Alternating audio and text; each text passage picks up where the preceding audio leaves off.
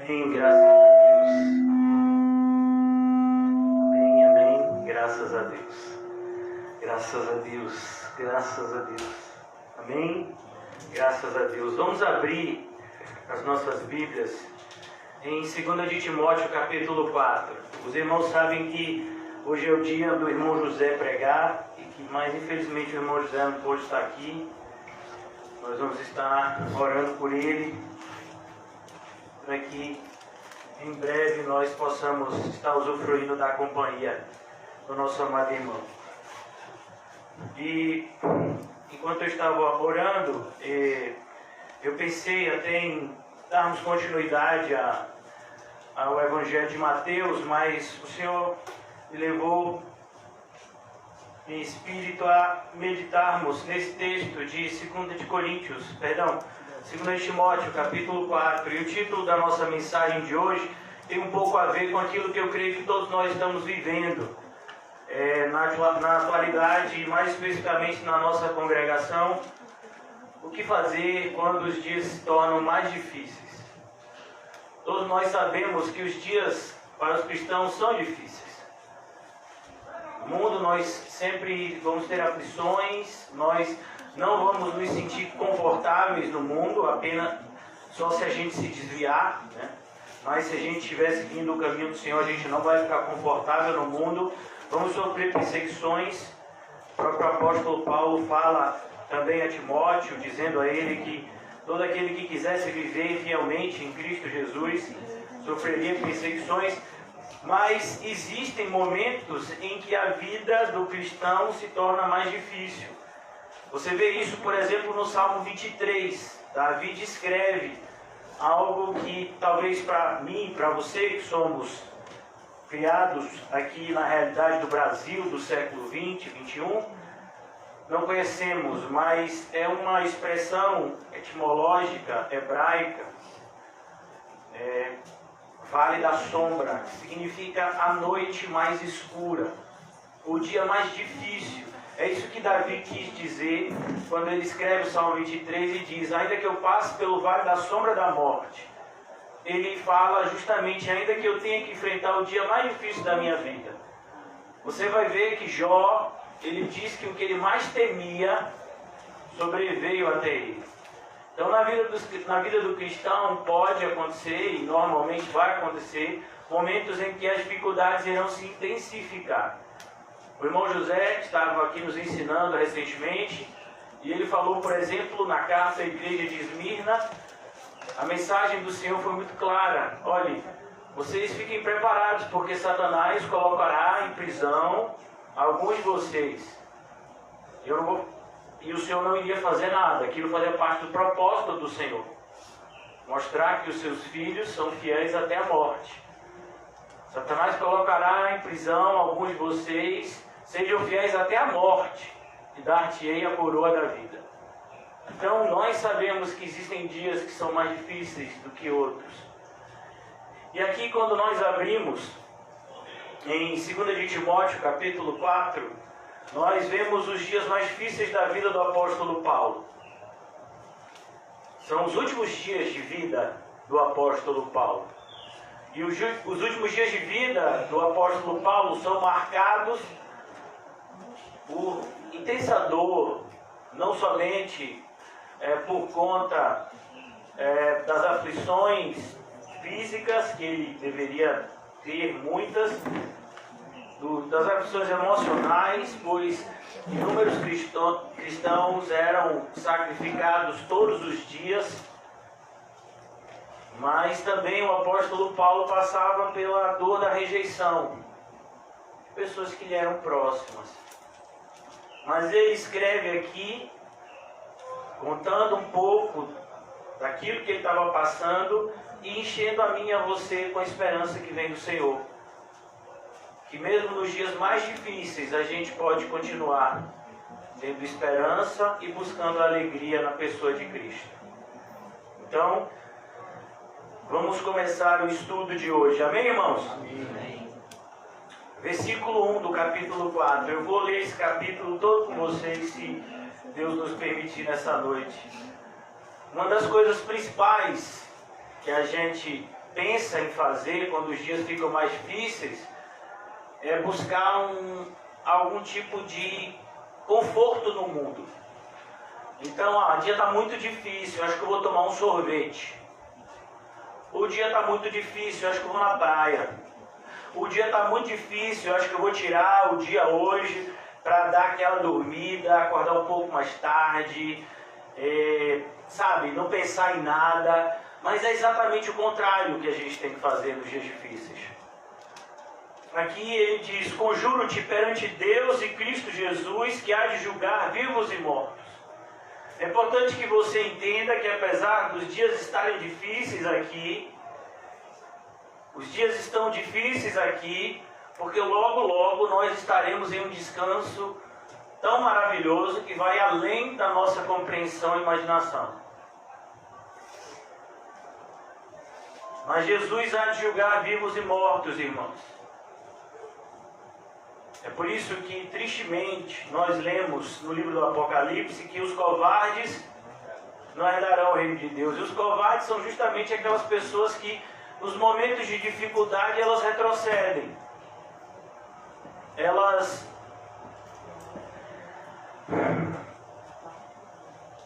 paralisam. Elas esfriam. Mas o apóstolo Paulo aqui, ele diz para Timóteo: olha, eu conjuro-te. Isso é uma expressão muito forte. É como se ele estivesse dizendo: eu chamo você, eu aperto a sua mão e estou aqui, ó, eu e você diante de Deus. Que você precisa ter essa atitude que eu estou falando aqui com você. Eu conjuro-te perante Deus e Cristo Jesus, que há de julgar vivos e mortos pela sua manifestação e pelo seu reino. Prega a palavra. Então os dias estão difíceis, os dias ficam mais difíceis. O que a gente tem que fazer?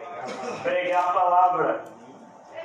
A gente prega a palavra tanto para as pessoas, quanto a gente prega a palavra para a gente mesmo. Prega a palavra. Prega a palavra, quer seja oportuno, quer não. A ideia é, você deve pregar mesmo quando... Você deve pregar nos momentos onde há uma preparação para isso, que no caso é o culto, é o momento em que nós estamos estudando a palavra de Deus, os cultos, os estudos bíblicos, evangelismo. Mas a gente tem que pregar a palavra também em outros momentos que muitas vezes não são preparados para isso. Uma fila de supermercado, um ponto de ônibus, na sua casa, na casa de um vizinho. Quando Deus abre a porta, quando Deus nos concede uma oportunidade a dividir a nossa fé com o outro, ou muitas vezes quando nós estamos precisando ouvir algo da parte de Deus. Quantas vezes, irmãos, a gente tem que pregar a palavra de Deus para nós mesmos? Por exemplo, aquela mulher que foi curada do fluxo de sangue, ela pregou para si mesma. Ela disse: se eu apenas tocar na orla do seu manto, eu serei curada. Não foi uma pessoa que pregou para ela, foi ela que pregou para ela. Então, muitas vezes a gente precisa pregar para a gente o Evangelho. Prega a palavra, quer seja oportuno, quer não. Corrige. Corrige. Importante que a gente entenda que a palavra está aí para corrigir a gente. Ah, mas está muito difícil. Meu irmão, e aí, você vai desistir? Eu sei que está muito difícil. Não estou questionando a dificuldade dos problemas que você está enfrentando. O que eu estou questionando é a sua reação. E aí? Vai desistir? Corrige. Corrige. Sabe, a palavra tem que ser pregada para que as pessoas possam corrigir posturas que na maioria das vezes estão erradas. Se nós formos sinceros conosco mesmo, nós vamos perceber o quanto nós ainda estamos aquém de onde deveríamos estar. Prega a palavra de maneira a corrigir, a repreender. Você tem que repreender com respeito, com amor, mas tem que repreender quem está vivendo de maneira errada, quem está vivendo, está tendo um comportamento contrário ao comportamento que é descrito no Evangelho, deve ser repreendido. Nós vivemos numa época onde as pessoas não têm compromisso com Deus, não têm compromisso com a igreja, não têm compromisso com o próximo. E quando você vai repreendê-la por conta disso, ela ainda fica chateada. Por isso que Paulo havia dito, olha, os tempos vão ser difíceis. Você vai pensar em parar de pregar, mas prega a palavra. Prega a palavra, repreende, exorta. A ideia de exortar é aconselhar, aconselha. Pastor, estou passando por esse momento de dificuldade, o que eu devo fazer? Você deve se apegar mais a Deus como nunca. Você deve buscar a face do Senhor como você nunca buscou antes.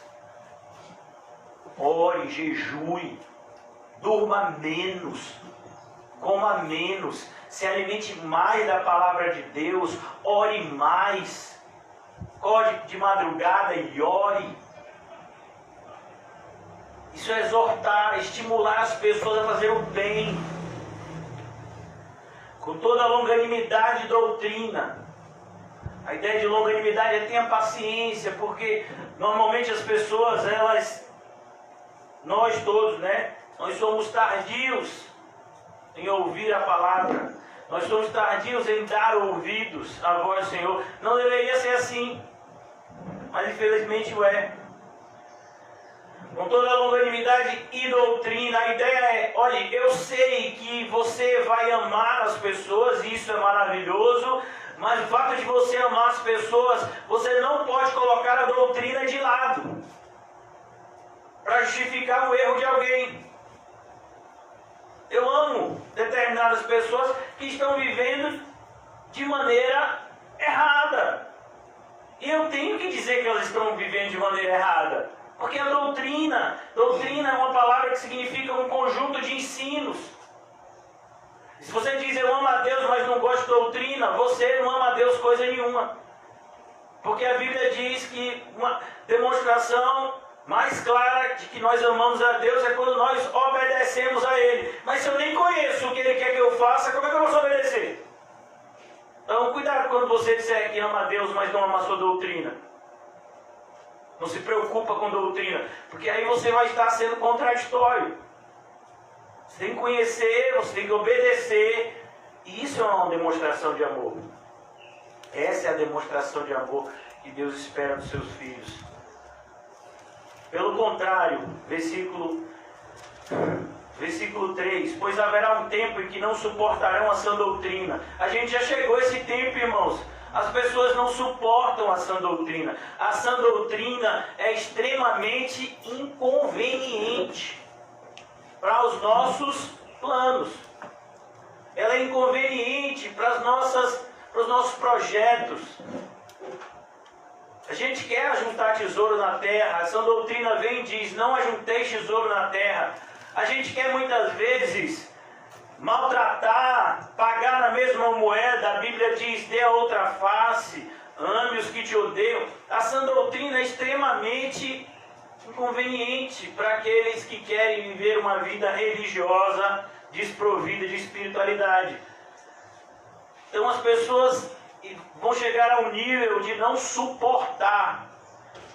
A ideia é uma oposição tão grande que elas não vão suportar.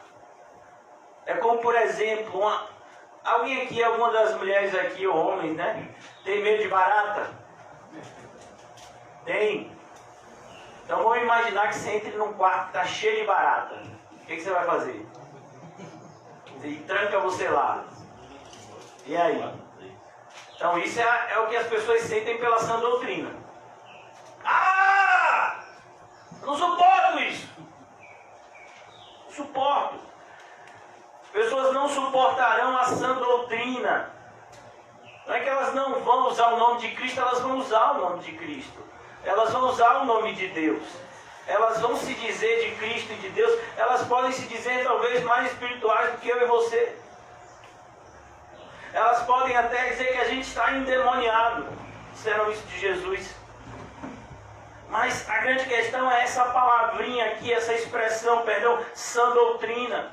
Você tem a sã doutrina? Você tem uma doutrina saudável, você de fato tem a sua vida alicerçada nos preceitos bíblicos. Porque as pessoas não suportam os valores bíblicos na nossa geração. Pelo contrário, cercar-se-ão. Olha que coisa. Algumas traduções dizem levantarão. Cercar-se-ão de mestres, segundo as suas próprias cobiças. Não, eu não quero uma igreja que pregue esse negócio de sã doutrina. Eu quero uma igreja que pregue que eu possa viver uma vida imoral e Deus me ama. Que eu possa viver uma vida, sabe, de total descompromisso com a Bíblia e com a verdade, e Deus me ama do mesmo jeito. Eu quero viver numa igreja onde eu possa estar no mundo e ainda me sentir participante do reino dos céus. Eu quero uma igreja assim. Você vai encontrar várias. Está cheio de igrejas assim, que fazem esse tipo de proposta. Não, a gente não tem que ser radical, o evangelho tem que ser contextualizado, o evangelho tem que ser atualizado. Então assim, você pode fazer isso que a Bíblia proíbe e ainda assim ir para o céu. A Bíblia proibia isso naquela época, agora não, agora as coisas são outras. Esses são os mestres que as pessoas amam, que as pessoas curtem, que as pessoas divulgam. Olha, irmãos, tem gente que tem vergonha, você sabia disso, de convidar alguém para vir para o culto aqui na comunidade? Por causa do pastor. Diz que nada, o pastor vai dizer aquelas coisas difíceis de se ouvir, rapaz, que nada, não vou chamar nada.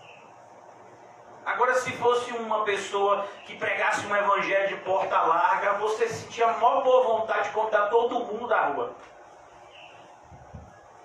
Você acha que essas pessoas aqui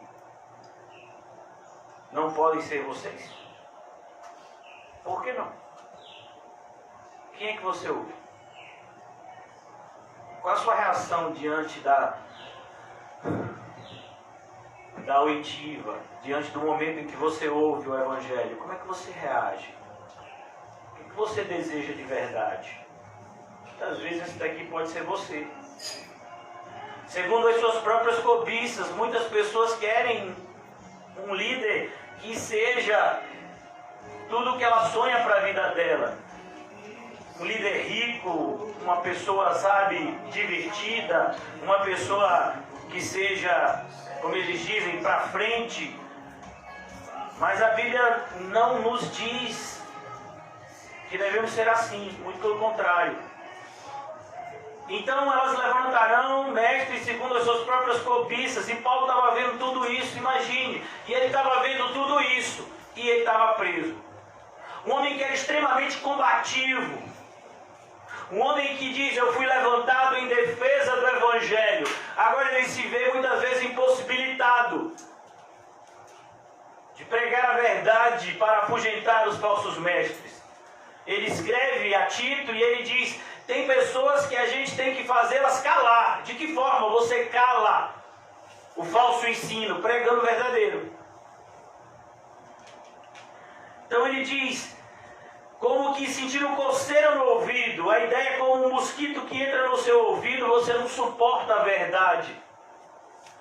E se recusarão a dar ouvidos à verdade. Eles vão se recusar a dar ouvidos à verdade. Quantas pessoas recusaram a dar ouvidos à verdade nessa época e ainda estão se recusando nessa época de pandemia? Pastor, eu não posso sair de casa porque sabe como é, né? Não, eu não sei como é.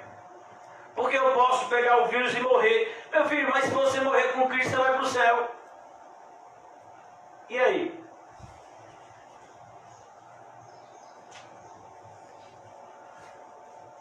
As pessoas abandonam a igreja. E elas dão várias justificativas para isso. Nenhuma delas irá justificá-las naquele grande dia. E o pior, muitas delas ainda dizem que elas confiam na graça de Deus na vida delas. Que graça. Tem uma frase, irmãos, que eu acho até bonita. Mas a gente tem que tomar cuidado, porque assim como as pessoas pegavam as frases, as palavras de Paulo, as cartas de Paulo e pervertiam, tem muita gente que perverte essa doutrina para a sua própria condenação. Tem uma frase de um pastor que realmente traz paz ao coração de um cristão sincero. Mas ele pode enganar um cristão que não é sincero, com uma falsa paz. A frase é mais ou menos o seguinte, eu me esqueci o autor dela, mas a frase é: Deus conhece o pior de mim e ainda assim Ele me ama. Essa frase é uma frase famosa, você vê o tempo todo sendo postada no Facebook, por aí. Mas assim, como assim? Se você não se arrependeu, se você não creu em Cristo, se você não entrou pela porta estreita, se você não tem andado pelo caminho apertado, se você não tem carregado a sua cruz, se você não tem negado a si mesmo, se você não tem seguido os passos de Jesus, como assim? Ele conhece o pior de você e te ama? Então você está dizendo que Judas então está salvo, porque Deus conhecia o pior de Judas. É isso que você está me dizendo? Caim também salvo? Daqui a pouco você vai dizer até que Deus vai ter misericórdia dos anjos rebeldes e vai salvá-los, os demônios. Deus conhece o pior dos demônios e ainda assim os ama. É isso mesmo? Então a gente tem que tomar cuidado com determinadas frases de efeitos que têm sido usadas na nossa geração para nos acomodar a uma vida de passividade, a uma vida de apatia, a uma vida de mornidão espiritual que não levará a nenhum outro lugar senão ao inferno. Mas as pessoas fazem uso dessas frases para se acariciarem no pecado. E eu já disse, cuidado com os pecados de estimação. Eles podem até se fingir de amigos, mas eles irão te matar. Ou você mata o seu pecado, ou o seu pecado vai matar você.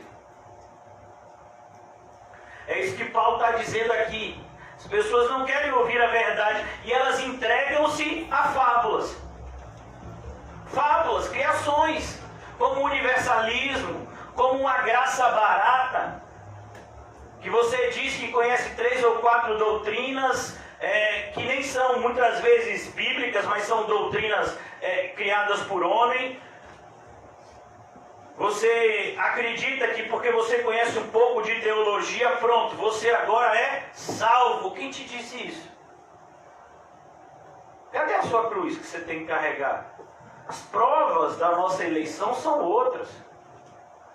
Em Gálatas capítulo 5, o apóstolo Paulo vai dizer, tem um fruto que tem que ser produzido na vida do cristão. Esse fruto é amor, paz, alegria, bondade, benignidade, longanimidade, mansidão, fé e domínio próprio. Cadê?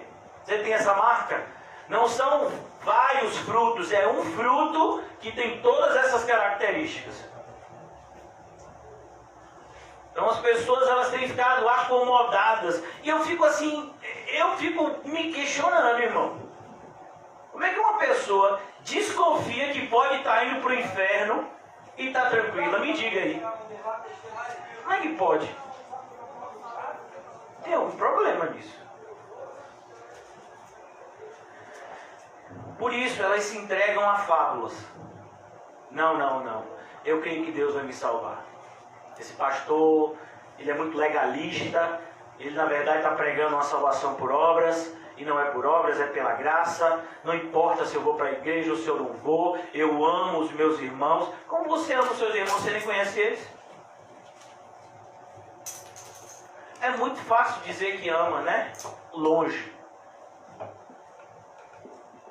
Eu amo fulano de tal. Convida fulano de tal para passar uma semana na sua casa. Depois me diz se você ama fulano de tal. Você descobre que fulano de tal arrota. Você descobre que fulano de tal quer ir no banheiro na mesma hora que você. Você descobre muitas vezes que fulano de tal tem mau hálito. Você descobre que fulano de tal ele não gosta da comida que você gosta. E ele gosta de comidas que você não gosta. E aí, você ama? É por isso que as pessoas se afastam. Porque elas sabem como é difícil amar da forma cristã. Amar junto. Amar em unidade. Esse amor só Cristo pode nos dar. Amar à distância, irmãos, até o ímpio ama. Oh, meu filho, eu amo você. É mesmo? Passou quanto tempo com essa pessoa? que a gente sempre fala, cuidado quando você for se casar, porque uma coisa é o relacionamento antes de casar, outra coisa é depois que casa. Muda tudo. Então eles se recusam a dar ouvidos a essa verdade, eles se entregam a fábulas. Fábulas, o que são fábulas? Fábulas são criações humanas. Tem um monte de gente que está no púlpito e está pregando fábulas. Por exemplo, você já deve ter ouvido, né, uma igreja que o pastor escreveu um livro e ele tem, junto com a sua esposa, né, um ministério, dizem eles, né, específico para casais, e ele escreveu um livro chamado Casamento Blindado. Você acha que existe algum casamento que seja blindado? Não. Esse casamento blindado. Vitória. Que tipo de vitória você está falando? Então as pessoas preferem se entregar a fábulas. Não, eu vou jejuar e Deus vai fazer o que eu estou pedindo. Por quê? Quer dizer que quando você jejua agora, você ganha créditos celestiais? Não, eu vou orar agora todo dia, 5 horas da manhã, e Deus vai fazer aquilo que eu estou pedindo. Por quê? Se você jejua e se você ora, quem é abençoado é você, não é Deus. Deus é sempre perfeito. Deus nunca vai ser devedor da gente, irmãos. Então a gente cria muitas vezes fábulas. Uma vez eu vi um pastor pregando, dizendo assim, a gente tem que surpreender a Deus. Me diga como é que se surpreende uma pessoa que é onisciente. Antes de você pensar, Deus já sabia o que você ia pensar. Como é que você surpreende uma pessoa assim? Me diga aí. Surpreender a Deus? Como? Não, irmão, quando você faz aquilo que Deus mandou, você não está fazendo nada mais do que a sua obrigação. É como, por exemplo, um trabalhador chega no horário do emprego. Ele vai receber aplauso do empregador, é isso? Não é obrigação dele. Não tem, inclusive, o negócio antes era carteira de ponto, agora é digital, né? Como é que chama aquilo? Cartão de ponto, né? Você bota o dedo, meu filho. Aí vamos imaginar que você está lá. Todos os dias você chegou na hora certa, saiu na hora certa. Você vai ganhar algum presente por causa disso? Agora, se você não chegar, corta o seu salário. Mas a gente está vivendo uma época onde parece que ser correto gera créditos. Não, meu filho, ser correto é obrigação. Por isso que Paulo está passando por esse momento, irmãos. Tu, porém, ser sóbrio em todas as coisas. O que a gente tem que fazer em tempos difíceis? Não pode se desesperar. Tem que ser sóbrio. A ideia de ser sóbrio significa uma pessoa equilibrada. Uma pessoa que não se deixa governar pelas suas emoções. Uma pessoa que não se desespera. Mesmo diante de momentos de pressão, de dificuldade, de oposição. Ela não vai se desesperar. Ela vai se manter confiante no Senhor. Ela não vai sair gritando igual um maluco. E fazendo as coisas à torta e à direita. Não. Ser sóbrio. Em todas as coisas, em tudo, ser sóbrio. Suporta as aflições. Quem quer suportar a aflição? A gente quer um analgésico, meu filho. Estou com a dor de cabeça, toma analgésico. Com a dor no joelho, bota gelo. Com a dor na coluna na hora. A gente não quer suportar aflições, a gente quer que a aflição o quê? Passe logo. Não, ele está dizendo suporta. Suporta a aflição que aí ela vai passar. Ou não, né? Mas Deus vai te dar graça. Suporta as aflições. Faz o trabalho de um evangelista. Sabe qual é o trabalho, irmãos, de um evangelista? É o trabalho de todo cristão. Todo cristão é um evangelista. A gente tem muitas vezes vergonha do evangelho.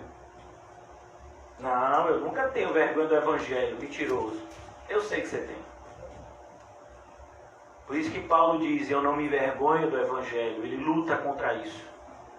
em determinados ambientes, diante de determinadas pessoas, a gente fica meio que melindrado, a gente fica meio que tímido de falar determinadas coisas, ou com receio de como essas coisas vão ser entendidas.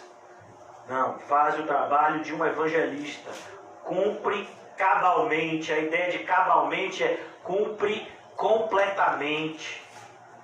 Faz o seu trabalho bem feito, meu filho. Mesmo que as pessoas estejam levando a vida na igreja como brincadeira, você não vai levar. Mesmo que as pessoas estejam pensando que a vida na igreja pode ser, negociada, você sabe que não é assim.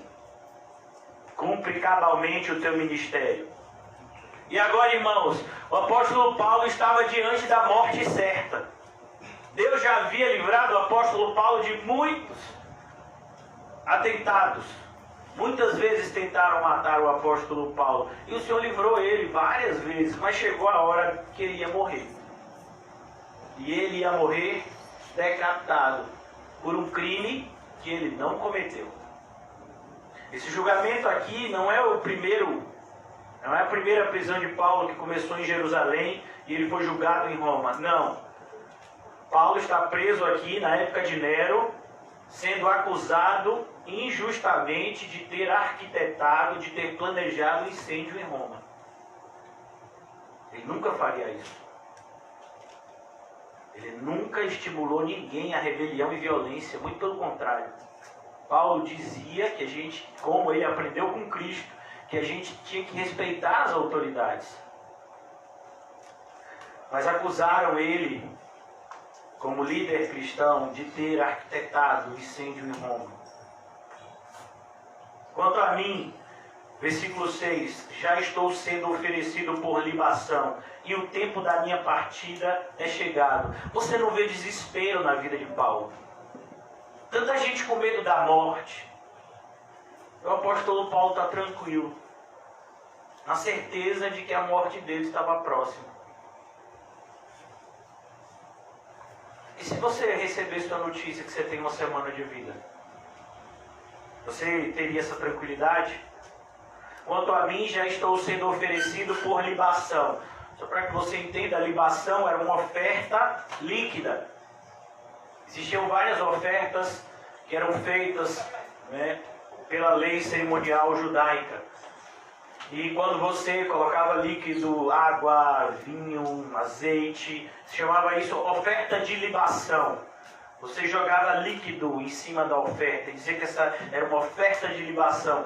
Qual é a referência aqui? Paulo está fazendo uma analogia com o seu próprio sangue. Você já viu alguém sendo decapitado? Sai muito sangue. Literalmente fica ao redor assim uma poça de sangue. Nosso pescoço tem várias veias. E tem uma veia aqui, que passa todo o sangue que vai para a cabeça. Então quando você corta o pescoço de alguém, jorra literalmente sangue, esquicha sangue. Paulo está dizendo, eu vou ser decapitado, mas isso é uma oferta ao Senhor. Isso não é novo, porque antes de Paulo escrever essa carta, muito tempo antes de Paulo escrever essa carta, ele escreveu uma carta aos Romanos, que eu e você já estamos familiarizados. E no capítulo 12 ele diz, o que Deus espera de nós? Um culto racional. De que forma? Devemos oferecer o nosso corpo vivo, santo e agradável a Deus. Esse é o nosso culto racional. E se Deus é glorificado na nossa morte, amém. O apóstolo Paulo, nessa mesma carta, ele diz, se morremos, para o Senhor morremos. Se vivemos, para o Senhor vivemos. Quer morramos, quer vivamos, somos do Senhor. Você tem essa certeza, irmãos? Essa convicção? Se você não tem, busque, porque é possível tê-la. Isso trará uma paz inimaginável para a sua vida. O apóstolo Paulo fala aqui algo que todos nós deveríamos desejar escrever no nosso epitáfio. Eu acho que é isso, né? Aquela parte, aquela frasezinha que se coloca no caixão, em cima, né? É na lápide, né? É uma frase, dizem que é epitáfio, alguma coisa assim, né? Se eu tiver errado, depois me corrijam. E ele diz: combati o bom combate, completei a carreira, guardei a fé. Olha o que a gente tem que fazer. Combati o bom combate. Mesmo quando as lutas estão intensas, a gente não pode pensar em retroceder. Não há espaço para deserção, não há espaço. Pastor, mas o inimigo é muito grande. Mas se o Senhor quiser, nós venceremos. E se a gente morrer, a gente vai morrer em triunfo.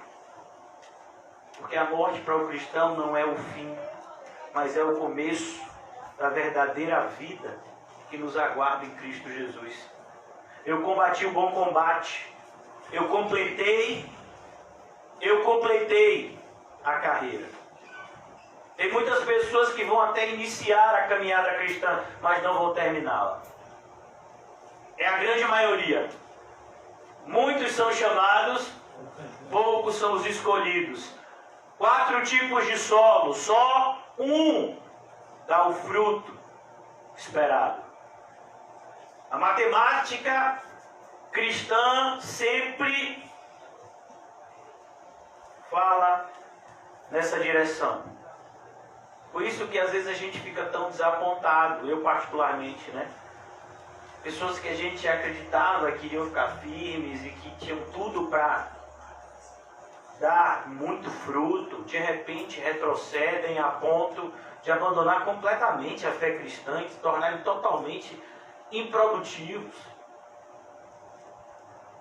Não pode isso. Ah, mas é porque a luta está muito grande, né? Não é porque a luta está grande, não. É porque você escolheu o caminho mais fácil. Nós somos tentados o tempo todo a escolher o caminho mais fácil. O caminho mais fácil, irmãos, é o caminho da apatia. O caminho mais fácil é o caminho da neutralidade. Assim, eu sou um cristão, mas eu não vivo por aí, sabe, pregando o evangelho, nem vivendo o evangelho, porque eu não quero confusão. Mas no meu íntimo eu sou cristão. Como assim? Se ser cristão para você não custa nada, cuidado. Porque para os verdadeiros cristãos, custou tudo. Combati o bom combate, completei a carreira, guardei a fé. Já agora a coroa da justiça me está guardada. E você sabe o que é maravilhoso? A sua também está. Se você estiver seguindo esse mesmo caminho, a sua coroa também está guardada. Olha o que Paulo vai dizer. Já agora a coroa da justiça me está guardada, a qual o Senhor, reto juiz, me dará naquele dia, não somente a mim, mas também a todos quanto amam a sua vinda. Ah, então a minha está certa, porque eu amo a vida do Senhor. Ama mesmo? Prove. E desde quando eu preciso provar que eu amo a Cristo? Desde sempre. A Bíblia diz: aquele que me ama é o que me obedece. A Bíblia diz: aquele que me ama é aquele que me ouve e me segue. Aquele que não me segue é porque não é minha ovelha. É simples assim. Toda fé que não gera boas obras é uma fé morta. E uma fé morta não pode salvar. Então ele diz aqui: eu não estou depressivo, eu não estou com receio, eu não estou me sentindo derrotado, muito pelo contrário. As palavras de Paulo são palavras de alguém que está feliz. Porque o descanso tão esperado agora está próximo. Eu combati o bom combate e eu vou receber agora a coroa da justiça. Preste atenção, é a coroa da justiça. Será que a gente vai receber ela? Quem é que dá essa coroa? Paulo fala aqui. o Senhor, um reto juiz. O Senhor sabe quem nós somos. Existem basicamente 3 pessoas em nós. Existe a pessoa que os outros pensam que somos. Existe aquela pessoa que a gente pensa que a gente é. Existe aquela pessoa que a gente realmente é e quem sabe é Deus. Se você é um cristão verdadeiro, a pessoa que você pensa que é, vai ser normalmente a pessoa que Deus diz quem é, que você é. Essas 2 pessoas, elas vão ser uma só. Mas naquele que é um falso cristão, vão ter 3. Você pensa que é uma coisa. Você pensa que você é um cristão de verdade, não tem qualquer fruto na sua vida. Mas você pensa que é. Jesus sabe que você não é. Jamais os conheci. Ele vai dizer, está lá em Mateus capítulo 7. E existem aquelas pessoas que o mundo pensa que a gente é. Às vezes a gente pode ter uma mortalha, um disfarce de cristão, que as pessoas acham que a gente é cristão, que a gente é espiritual. Às vezes a pessoa pode até achar que a gente não é cristão, por conta da nossa postura em determinados momentos, mas Deus sabe quem nós somos. Deus sabe quem nós somos. E Paulo tinha certeza disso. Olhe como é a vida de um homem de Deus, o final dela. Não é cheio de luxo, não é cheio de conforto, não é cheio de aplausos, acompanhado de milhares de pessoas, não. Paulo estava isolado em uma cela, onde seus companheiros eram os ratos. Existiam muitos em Roma. Procura vir ter comigo depressa. Paulo está atrás daquele que era o seu companheiro fiel, Timóteo. Quem dera nós tenhamos um Timóteo na nossa vida. Uma pessoa que a gente sabe que a gente pode contar. Paulo está escrevendo essa carta porque ele sabia que podia contar com Timóteo. Eu sei quem Timóteo é. Eu vejo Cristo na vida de Timóteo.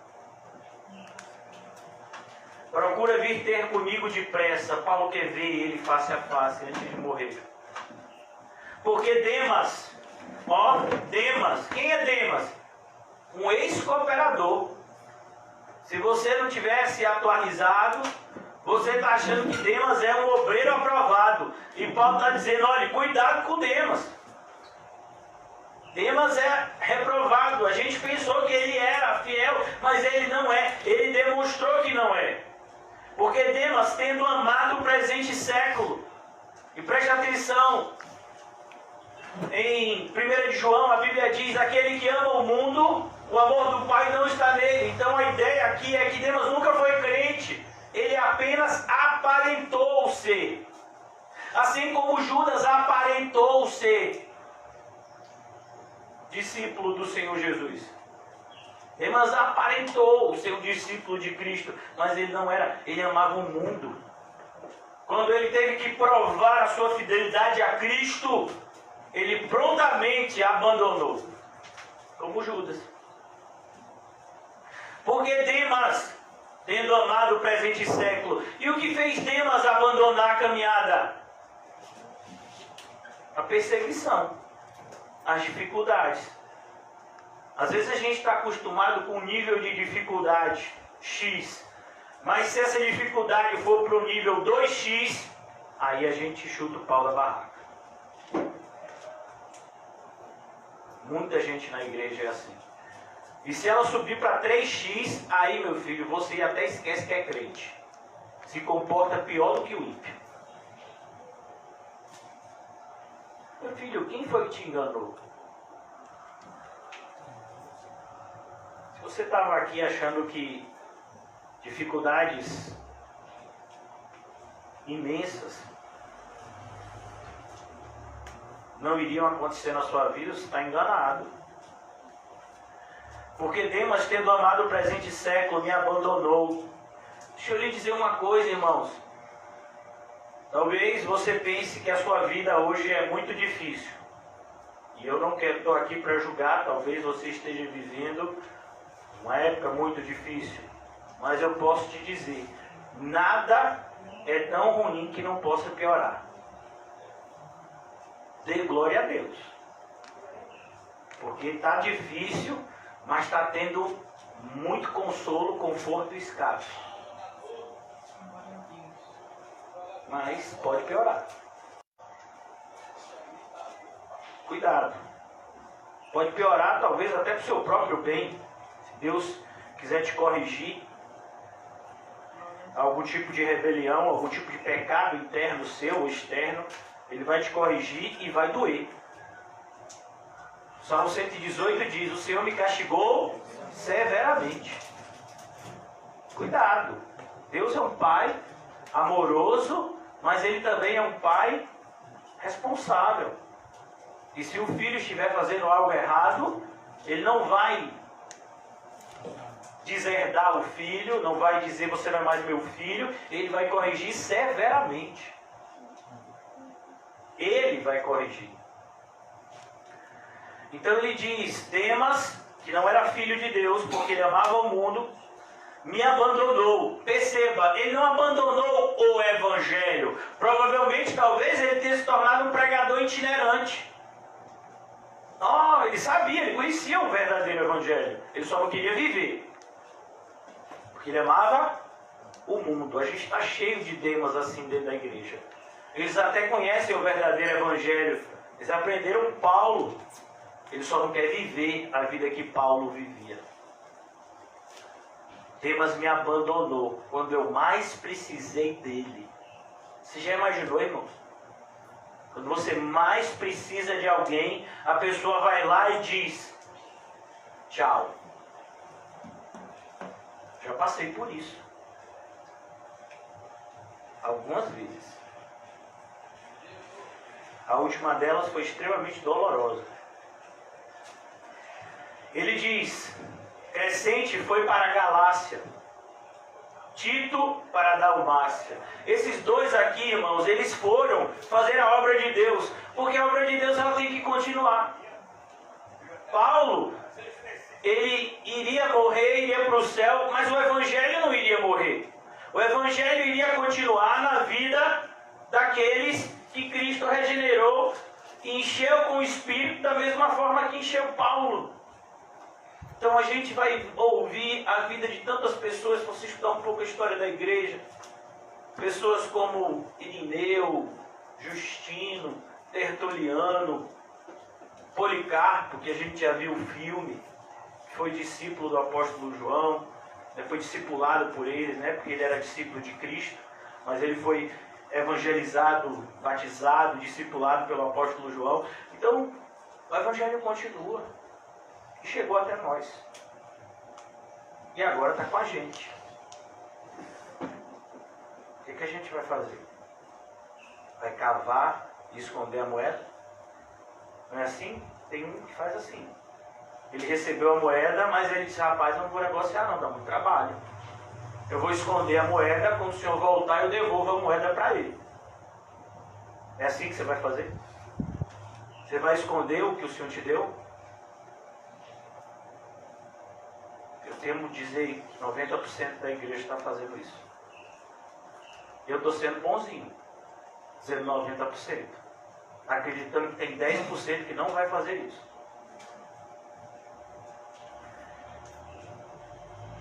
Somente Lucas está comigo. E aqui é muito maravilhoso. Quem já assistiu Paulo, apóstolo de Cristo, quando a gente estava vindo para cá, eu, Helena, Letícia e Maria, a gente estava assistiu 2 vezes. Só vindo para cá. Aquele videozinho, de 6 minutos que fala, se eu não me engano, o título do vídeo é O Amor.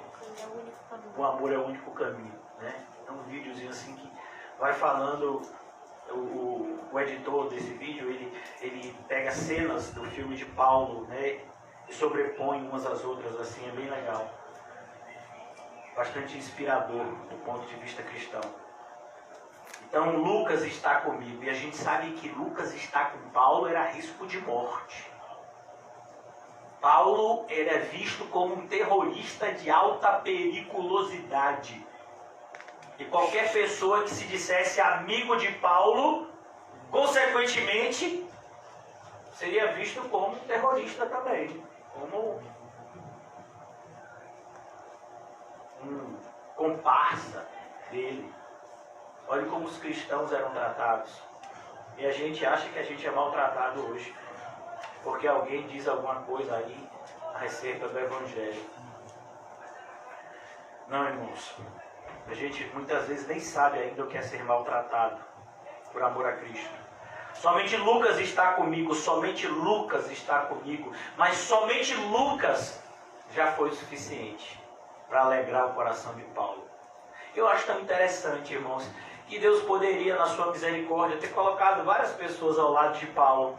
Mas Ele colocou um médico. E se você prestar atenção em 1 de Coríntios, meu filho, isso era uma coisa que Paulo precisava quase que o tempo todo, era de curativo. O bichinho que apanhava. Muita pancada. Várias enfermidades. E Lucas estava lá com ele. No filme até retrata isso, né? O apóstolo Paulo sendo cuidado por Lucas. E não é algo que surge da imaginação do diretor do filme, porque a Bíblia nos aponta nessa direção. Lucas é um médico. E Paulo é um homem muito doente. Doente principalmente por conta das perseguições. Você sabe que é uma pessoa ser apedrejada? Apedrejamento é uma pena de morte. Quantos ossos você acha que quebraram de Paulo? Você sabe que é uma pessoa ser açoitada, tomar pancadas nas costas até o ponto de abrir cicatrizes enormes. Sabe o que é isso? Paulo passou várias vezes isso. E Lucas estava lá com ele, nesse momento final. Não por acaso. Lucas está comigo. Demas abandonou. E se você prestar atenção, irmãos, tanto em Colossenses quanto em Filemon, Lucas e Demas estão juntos com Paulo. Todos os dois sendo contados como cooperadores. Mas aqui a gente está vendo quem realmente é cooperador e quem não é. Somente Lucas está comigo. Toma contigo Marcos e traze-o. Que coisa linda. Marcos, que havia sido rejeitado por conta da sua imaturidade para a obra de Deus, agora estava preparado. Anos haviam se passado. E Marcos agora era um obreiro aprovado. E Paulo diz, traze-o comigo. É o autor do Evangelho de Marcos, João Marcos. Traze-o, pois ele me é útil para o ministério. Paulo queria muito conversar com Marcos. Marcos era uma pessoa que sabia falar vários idiomas, que sabia escrever. E Paulo diz, ele me é útil para o ministério. Quanto a Tíquico, mandei-o até Éfeso. Paulo, mesmo doente, mesmo sofrendo, mesmo sabendo que a sua vida estava chegando ao fim, ele se mantinha firme no seu ministério, preocupado com as igrejas. Eu mandei Tíquico até Éfeso. Olha, eu quero que a igreja de Éfeso seja renovada. A igreja de Éfeso precisa de ajuda. E a gente vai ver como precisava. Porque a igreja de Éfeso, anos depois, vai receber uma carta do apóstolo João dizendo, cadê o primeiro amor? O apóstolo Paulo tinha uma preocupação especial com essa igreja. Ele passou 3 anos, foi o lugar que ele mais passou tempo, foi na cidade de Éfeso. E ele manda Tíquico, companheiro de missão, até Éfeso. Quando vieres, traze a capa que deixei em Troade. Estava fazendo muito frio em Roma. Ia invernar. E o apóstolo Paulo, pobre, não tinha sequer uma capa. A capa, irmãos, era uma mistura do que a gente chamaria hoje de casaco e lençol. Porque você usava a capa tanto para sair, cobrir quando você saía, quando você ia dormir, você se cobria com ela também, principalmente quando você era pobre. Você não tinha condição de comprar esses tecidos grossos assim. Então Paulo tinha uma capa e ele deixou em Troade. Algumas pessoas dizem que foi em Troade que Paulo foi preso e que quem denunciou Paulo foi esse homem que vai aparecer daqui a pouco, Alexandre o Latoeiro. Muitas pessoas, elas defendem essa tese por conta da construção aqui do capítulo 4. Se você prestar atenção. O que faria Paulo deixar essa capa em Troade? Provavelmente ele foi levado à força a partir dessa cidade e ele não pôde levar nada, nem a sua capa, nem os pergaminhos, né, que eram os escritos que ele carregava e gostava de ler. Ele foi levado. Olha que coisa, quando vieres, traze a capa que deixei em Troade, em casa de Carpo, bem como os livros, especialmente os pergaminhos. A ideia aqui é especialmente a Bíblia. Os escritos do Antigo Testamento, Paulo gostava de lê-los. Você vai ver tanto isso nas cartas de Paulo, tantas referências ao Antigo Testamento. Porque a palavra de Deus é uma só, irmãos. Não há qualquer tipo de contradição entre o Antigo Testamento e o Novo, como muitos advogam. Ah, não, porque o Antigo Testamento é de um jeito, o Novo é de outro. Não, meu filho, é a mesma coisa. Você que não está prestando atenção direito. O Deus é o mesmo. A palavra é a mesma. Então ele diz aqui, traze, Alexandre o Latoeiro causou-me muitos males. É por isso que as pessoas dizem que esse Alexandre o Latoeiro teria delatado Paulo. Ele era um cristão que não gostava do apóstolo Paulo, não gostava do evangelho que o apóstolo Paulo pregava, e quando viu que estavam procurando Paulo, ele disse, eu sei onde é que ele está ali, pode prender ele. Por isso que Paulo diz, ele me causou muitos males. Olha que coisa, irmãos. Uma pessoa causa males a um apóstolo Paulo. O que o apóstolo Paulo fez de mal? Você vai estudar o livro de Atos. Ele não batia, ele não brigava com ninguém, ele só pregava com ousadia a palavra de Deus como tem que ser. Mas surge pessoas sempre assim, dentro da igreja. Alexandre o Latoeiro. Alexandre o Latoeiro, irmãos, é para identificar que tipo de Alexandre. Provavelmente deveria existir mais de um Alexandre na cidade. Ele diz, ó, aquele que trabalha com ferro. Seria hoje o ferreiro. Aquele soldador, né, também trabalha com ferro. Então a ideia era essa. Alexandre, que trabalha com ferro, causou-me muitos males. O Senhor lhe dará paga segundo as suas obras. Não se engane, irmãos. Aqueles que fazem maus aos cristãos, por serem cristãos, se não se arrependerem, eles vão ter que dar conta do que fizeram. Tu, guarda-te também dele. Olha o perigo. Paulo está dizendo, assim como ele fez o mal a mim, ele pode fazer a você também. Cuidado, quando você estiver vindo para cá, porque na ida de Timóteo até Roma, ele iria passar provavelmente em Troade, e ele diz, ó, você passar por lá, evita esse homem é perigoso. Sabe, às vezes a gente lê a Bíblia e a gente não entende a periculosidade de algumas pessoas que se dizem irmãos. Não, falando é meu irmão. Irmão? As más companhias corrompem os bons costumes. A gente leva isso muito na brincadeira. Alexandre o Latoeiro causou-me muitos males. O Senhor lhe dará a paga segundo as suas obras. Tu guarda-te também dele, porque resistiu fortemente às nossas palavras. Você percebeu? Ele estava dentro da igreja, resistindo fortemente àquilo que o apóstolo Paulo pregava. Quantas pessoas estão nessa situação, irmãos?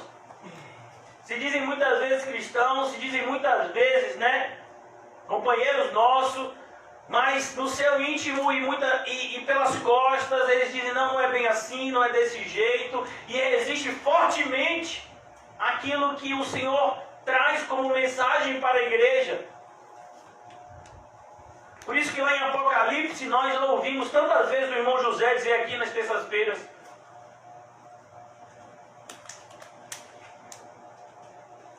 o O Espírito diz à igreja.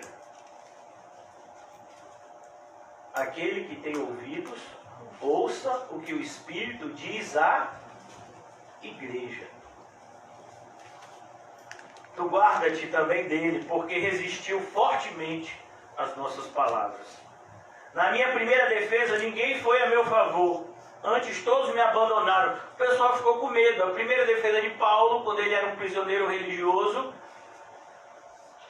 ele diz que não lhe seja posto em conta, mas o Senhor me assistiu e me revestiu de forças, para que por meu intermédio a pregação fosse plenamente cumprida e todos os gentios ouvissem, e fui libertado da boca do leão. Na sua primeira prisão ele foi liberto, nessa segunda ele não seria.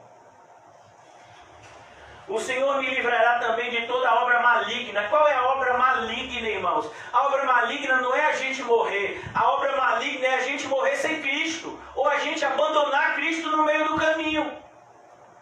É isso que o diabo quer. Qual foi a tentação, por assim dizer, de Adão e Eva no paraíso, no jardim do Éden? Qual foi? O que o diabo queria? Que eles perdessem a comunhão com Deus. Então, o grande problema, irmãos, não é a gente perder a vida, é a gente perder a fé. O grande problema é esse.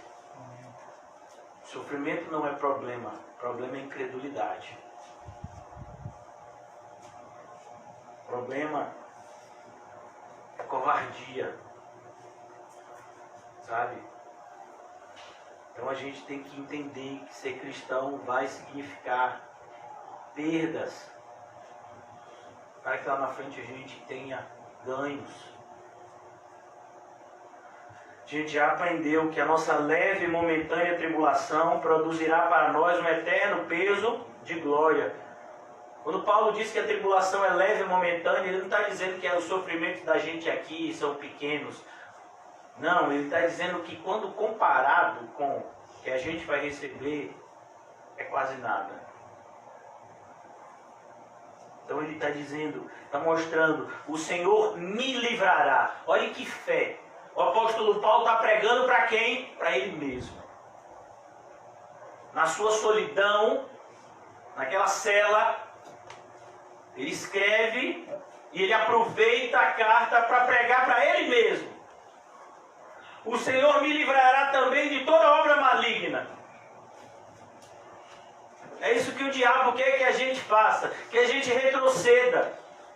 O diabo quer que a gente amorne o nosso evangelho.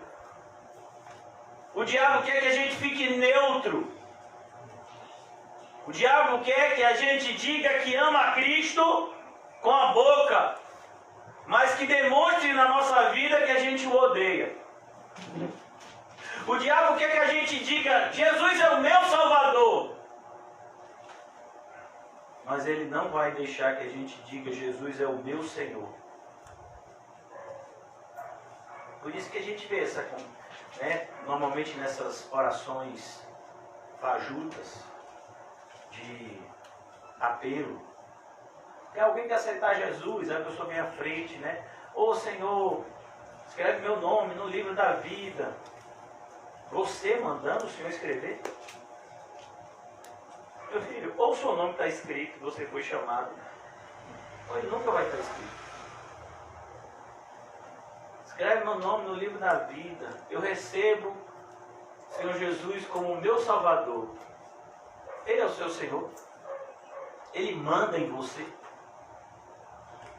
Você saiu do seu trono e disse, Jesus, senta no trono da minha vida, é o Senhor que vai decidir tudo agora na minha vida. Se você não fez isso, Ele não é o seu Salvador. Jesus é Salvador de quem Ele é Senhor. O Senhor me livrará também de toda obra maligna e me levará salvo para o seu reino celestial. Essa é a fé que mantém-se inabalável no coração dos eleitos de Deus.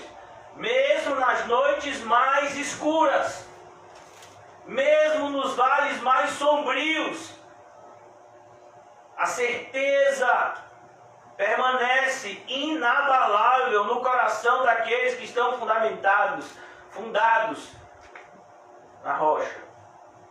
Sua fundação está na rocha que é Cristo. Portanto, a construção da sua vida não vai desmoronar, mesmo que soprem os ventos. A Ele a glória pelos séculos dos séculos. Amém. Você entende, irmãos? A gente não está nem perto desse sofrimento aqui. E tantos já desistiram. Tantos já retrocederam. Tantos já se esfriaram.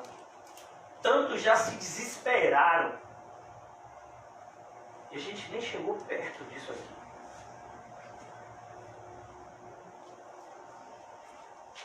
E ele diz aqui no versículo 19: saúda Prisca. Prisca é o abreviativo de Priscila.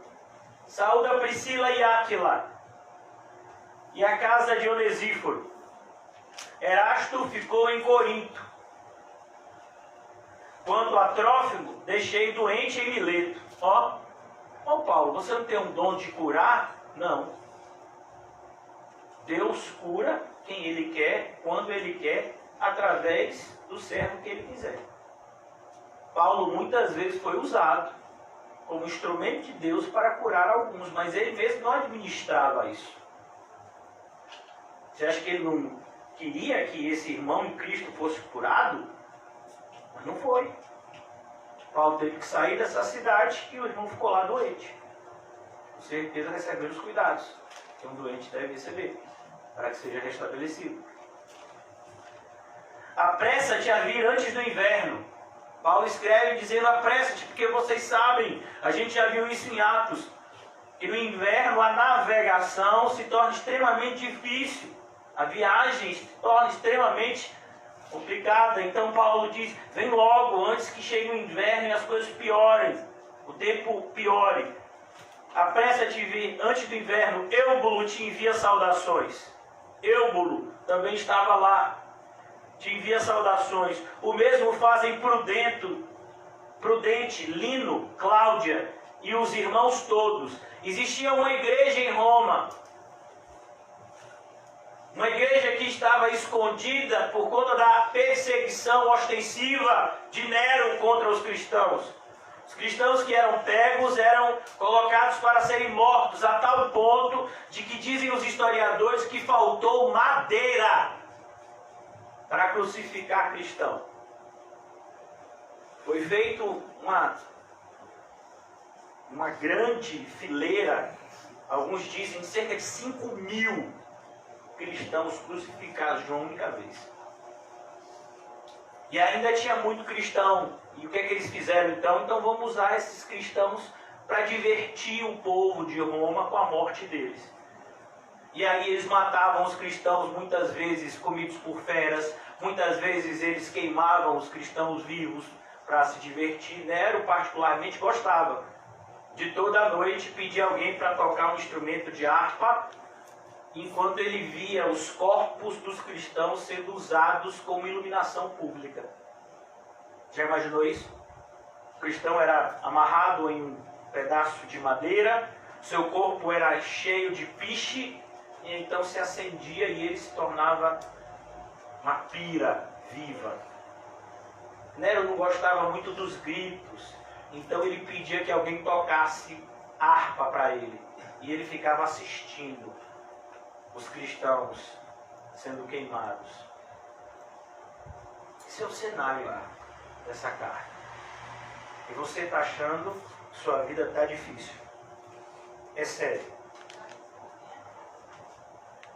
A gente vive numa época que a gente tem analgésico, antibiótico. A gente vive numa época onde a medicina tem evoluído a ponto de ter vacinas para uma série de enfermidades, inclusive essa que todo mundo está com medo, a vacina já está chegando aí. E mesmo assim um monte de gente desesperada. Tanta gente desesperada por causa de dinheiro, por causa de saúde. Meu filho, isso tudo vai ser insignificante no momento em que você fechar os seus olhos. O que vai valer é o que Paulo disse aqui. Você combateu o bom combate? Como? Se você desertou. A deserção é um termo militar usado para aquele que foge da batalha. E é um crime. Um dos crimes militares mais graves é a deserção. Porque você abandona os seus companheiros. E estimula outros a fazer a mesma coisa. E você acha que na igreja é diferente? Você acha que quando você retrocede, você não está estimulando outros a terem essa mesma atitude que você? Por isso que a gente falou. Jesus disse no Evangelho de Mateus, estudamos recentemente, é necessário que haja escândalos, mas ai de quem eles vierem. Qual é o problema dos escândalos? Eles fazem tropeçar os pequeninos.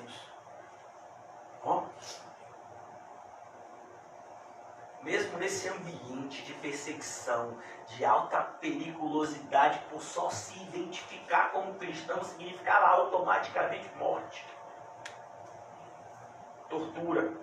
Mas existia lá Priscila, Áquila, Onesíforo, Erasto, estava lá, foi para Coríntio, Trófimo, estava em Mileto, doente, Eubolo estava lá, Prudente, Lino, Cláudia e muitos outros irmãos que estavam lá em Roma. Eles não podiam assistir o apóstolo Paulo, eles não podiam se aproximar do apóstolo Paulo, porque se eles fizessem isso, eles também seriam presos. Mas eles estavam juntos com ele em oração, e muitas vezes eles conseguiam se comunicar, a ponto de Paulo saber que eles estavam lá. Esse é um ambiente, irmãos, que eu e você vamos viver se realmente Cristo está voltando. Tem um monte de gente que diz: pastor, você não está sentindo assim que Cristo está voltando? Estou. E você está preparado?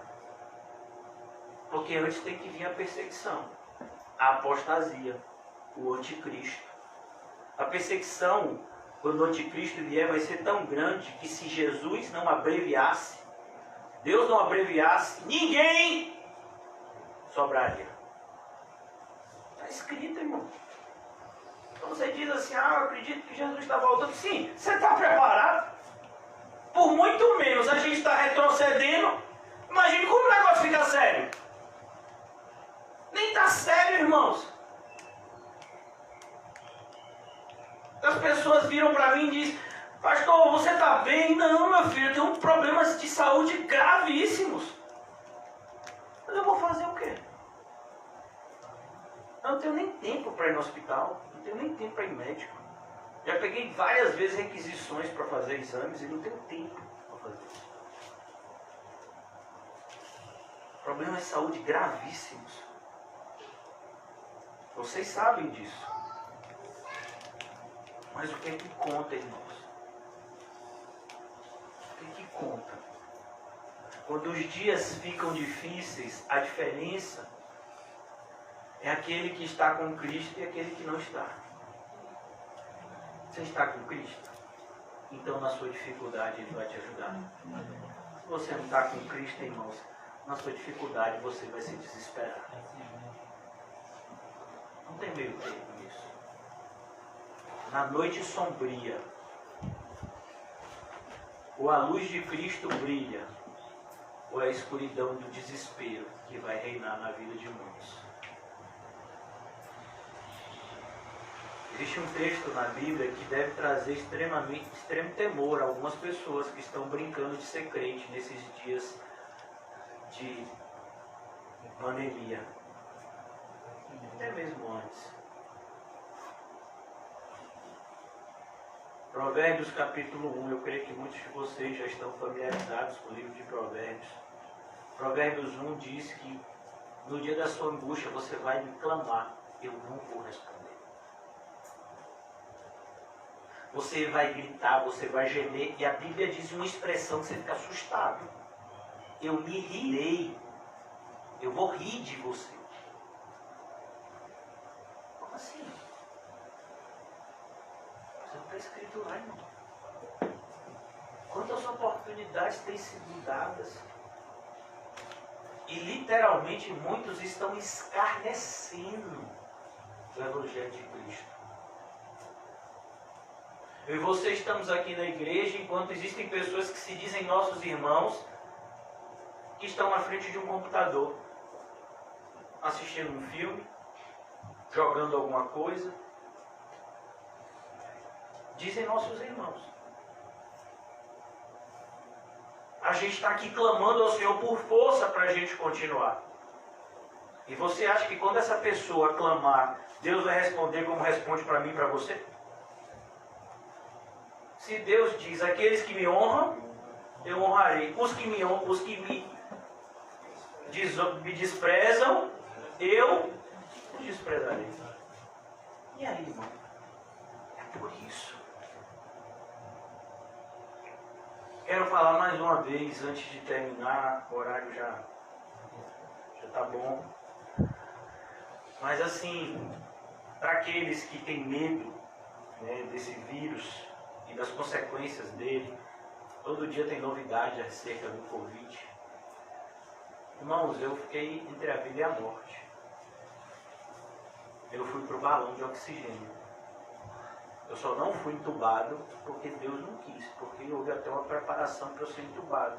Quando eu cheguei no hospital, a médica, a plantonista que me recebeu, ela solicitou um quarto que eu pudesse ser entubado, por conta de que minha respiração estava muito ruim. Você não pode se comunicar com ninguém, você está sozinho. Você tem Deus? Aí eu conheço às vezes pessoas que passaram por uma situação talvez semelhante à minha, talvez até pior que a minha. Onde é que eles estão agora? Eu estou na igreja.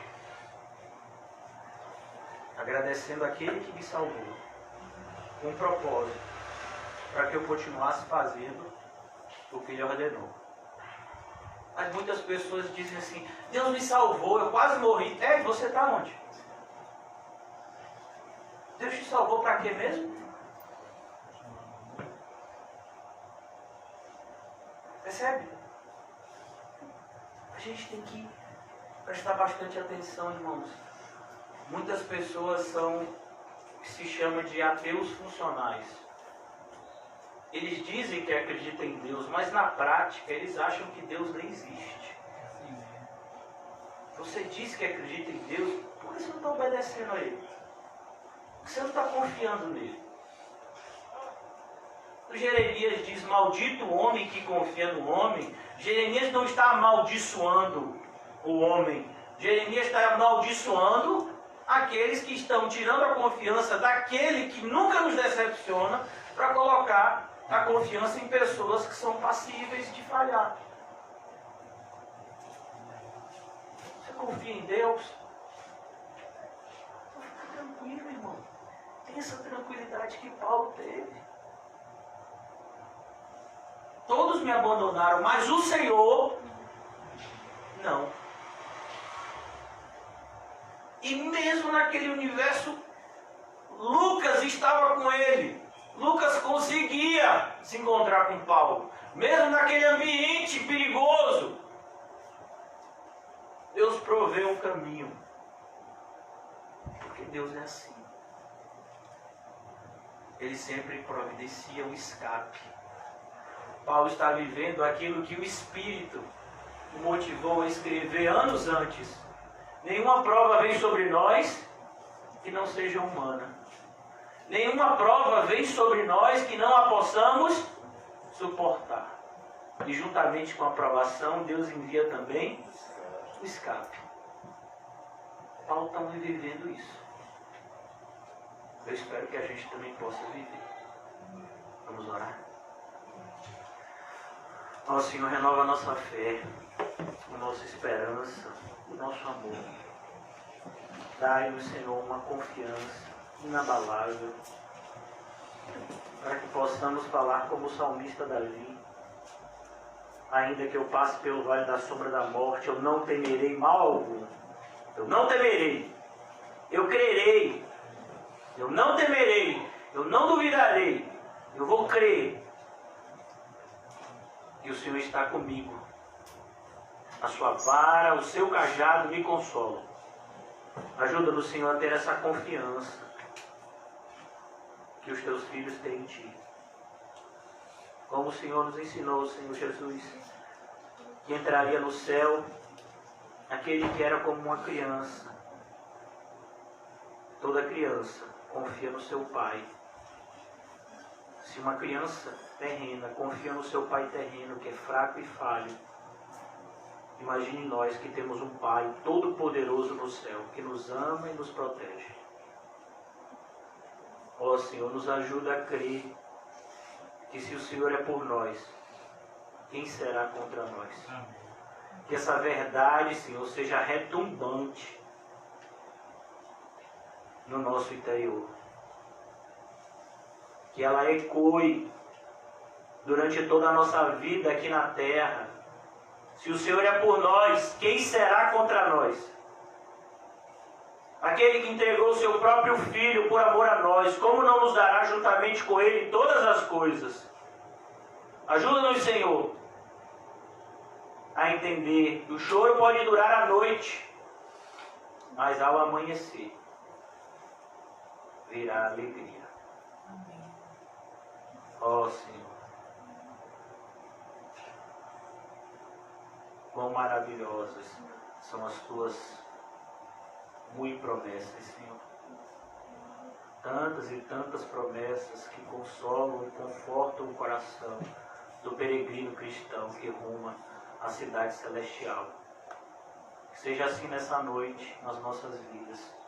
Sejamos consolados e confortados pelas suas excelentes promessas que se espalham por toda a palavra de Deus, nos favorecendo, nos prometendo conforto, consolo, proteção, mesmo nos dias difíceis. Mesmo quando as tempestades se agigantam, temos a certeza de que aquele que manda no vento e no mar está no barco conosco. Ajuda-nos, Senhor Jesus, a sairmos daqui cheios dessa convicção, cheios do Teu Santo Espírito, que cresça em nós cada vez mais a semente da fé e que seja, Senhor, arrancada toda a erva daninha da dúvida que tenta crescer no nosso coração. Abençoa o Teu povo, Senhor, e seremos para sempre abençoados. Em nome de Jesus. Amém e graças a Deus. Amém, irmãos? Saúdem-se mutuamente com um olhar santo e não se esqueça de dizer a você mesmo: Deus existe e Ele é galardoador de todos aqueles que o buscam.